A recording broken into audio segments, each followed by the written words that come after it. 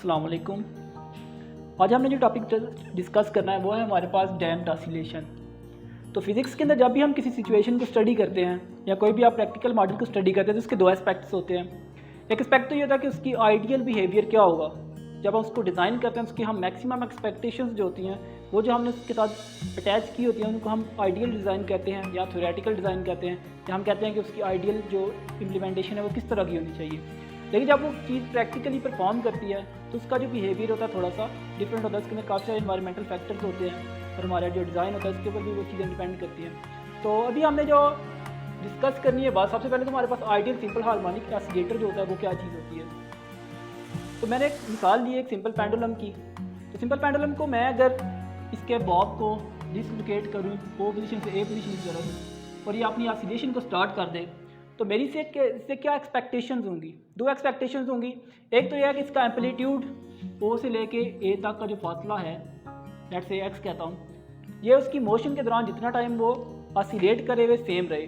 दूसरी बात ये कि उसका टाइम पीरियड जो है वो भी हमेशा कांस्टेंट रहे, उसके अंदर कोई चेंज ना आए। लेकिन प्रैक्टिकली ऐसा नहीं होता। जब भी हम प्रैक्टिकल परफॉर्म करते हैं तो ये देखने में आता है कि जैसे ही आप इसकी पहली जो ऑसिलेशन होती है उसके अंदर इसका एम्पलीट्यूड जो होता है वो मैक्सिमम होता है, लेकिन टाइम के साथ साथ इसका जो एम्पलीट्यूड होता है वो आहिस्ता आहिस्ता कम होना शुरू हो जाता है। और एक टाइम ऐसा आता है कि इसकी मोशन जो होती है वो सीध हो जाती है या अपनी मीन पोजीशन के ऊपर वापस आ जाता है। अब ऐसा होने की वजह क्या है? इसके अंदर हमारे पास एनवायरमेंटल फैक्टर्स मेनली जो होते हैं वो डिस्कस होते हैं। सबसे पहली बात ये होती है कि हमारे पास एयर की फ्रिक्शन है। जैसे ही बॉब जो है वो एयर के अंदर से ट्रैवल कर रहा है, अब एयर के साथ की पार्टिकल के साथ जब वो टकरा रहा है तो उसके एयर के पार्टिकल्स के दरमियान में और बॉब के दरमियान में फ्रिक्शन क्रिएट हो रही है। ठीक होगा, एक बात तो ये होगी। दूसरी बात ये है कि अगर मैं सिंपल पेंडुलम की एग्जांपल लूँ तो इस पॉइंट के ऊपर जहाँ पे मैंने अपना थ्रेड अटैच किया हुआ है, इस पॉइंट के दरमियान में और थ्रेड के दरमियान में फ्रिक्शन होगी। वो फ्रिक्शन जो होगी वो भी कुछ ना कुछ एनर्जी लेगी। अब ये जो इन्वायरमेंटल फैक्टर्स हैं या फ्रिक्शंस हैं इनको ओवरकम करने के लिए हमें एनर्जी लगानी पड़ती है। हमारे बॉडी को, हमारा बाप जो है उसको एक्स्ट्रा एनर्जी जो होती है वो लगानी पड़ती है। तो आहिस्ता आहिस्ता उसकी एनर्जी जो होती है वो डिसिपेट होना शुरू हो जाती है, जिसकी वजह से उसके बाद जो ऑसिलेट करने के लिए एनर्जी होती है उसकी रिक्वायरमेंट वो आहिस्ता आहिस्ता से कम होती जाती है। और एक टाइम आता है कि वो अपनी मोशन को स्टॉप कर देता है। अब ये जो एनवायरमेंटल फैक्टर्स हैं जो कि हमारे बॉडी की मोशन को सीज करते हैं या हमारा बॉडी जो है फ्रिक्शन फोर्सेस को ओवरकम करने के लिए जो काम करता है, अपनी एनर्जी को ज़ाया करता है, इसको हम नाम देते हैं डैम्पिंग का। ठीक है, डैम्पिंग क्या चीज़ है? कि हमारी बॉडी जो है वो फ्रिक्शनल फोर्सेस के खिलाफ जो है, इनके अगेंस्ट जो काम करती है, अपनी एनर्जी को वेस्ट करती है, उसको हम नाम देते हैं डैम्पिंग। अब डैम्प्ड ऑसिलेशन जो है वो क्या चीज़ होगी?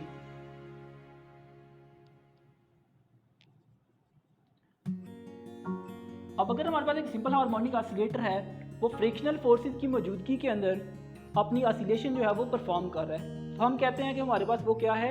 Damped oscillation. उसकी जो ऑसिलेशन होती है उसको हम क्या नाम देते हैं? Damped oscillation. क्यों? क्योंकि उसकी जो ऑसिलेशन हो रही है उसकी एनर्जी जो है वो सारी ऑसिलेशन के अंदर नहीं लग रही, बल्कि फ्रिक्शनल फोर्सेस को ओवरकम करने के लिए भी कुछ ना कुछ पार्ट जो है वो यूज़ हो रहा है। इसकी वजह से उसके हम कहते हैं डैम्प्ड ऑसिलेशन। अब सुन के तो ये लगता है कि हमारे पास डैम्प्ड ऑसिलेशन जो है इसके नुकसान ही हैं, फ़ायदा कोई नहीं है। हालांकि ऐसा नहीं है, बल्कि इसके कुछ बेनिफिट्स भी हैं।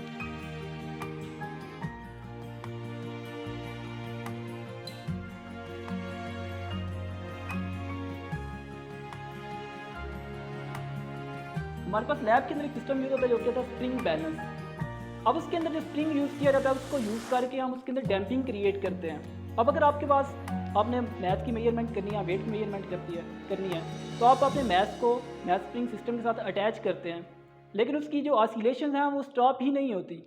आपको पता है कि हमारे पास स्प्रिंग जो है वो एक ऐसी बॉडी है कि जो कि अपनी पोजीशन को अपनी अटेन करने के लिए ट्राई करता है, जिसकी वजह से उसके अंदर ऑसिलेशंस क्रिएट होती हैं। तो अगर हमारे पास डैम्पिंग नहीं होगी तो उसकी ऑसिलेशंस जो होंगी, स्प्रिंग के अंदर जो ऑसिलेशंस क्रिएट हुई हैं वो कभी भी स्टॉप नहीं होंगी, जिसकी वजह से हमारा जो पॉइंटर होगा, हमारे पास इस तरह होता है, ये पैमाना लगा होता है, इसके ऊपर एक पॉइंटर लगा होता है ऐसे, इसके साथ स्प्रिंग अटैच है।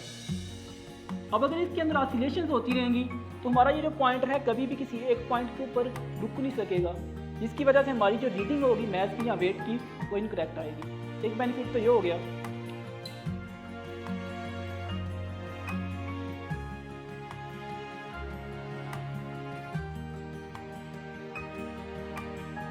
दूसरी इसकी एप्लीकेशन ये है कि हम शॉक अब्जॉर्बर्स जो होते हैं गाड़ी के अंदर लगाए जाते हैं उनको यूज़ करते हैं, उनके अंदर भी डैम्पिंग क्रिएट की जाती है।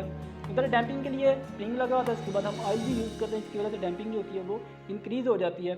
तो आपकी व्हीकल आप जितनी महंगी गाड़ी खरीदते हैं उसके अंदर ऑसिलेशन उतनी ही कम होती है। उसकी वजह क्या आती है? उसकी वजह आती है उसकी सस्पेंशन जितनी अच्छी होगी, उसके अंदर डैम्पिंग जितनी ज़्यादा होगी, उतनी ही अच्छी आपको रिजल्ट मिलेंगे, आपको जर्क्स जो होंगे वो कम फील होंगे। अब शॉक अब्जॉर्बर क्या करता है? शॉक अब्जॉर्बर के अंदर भी हम क्या करते हैं, डैम्पिंग को बहुत ज़्यादा इंक्रीज़ कर देते हैं, जिसकी वजह से जो भी ऑसिलेशंस क्रिएट होते हैं फ़ौरन ही डैम्प हो जाती हैं, जिसकी वजह से हमें जर्क जो होते हैं वो कम फील होते हैं। खुदा हाफ़िज़।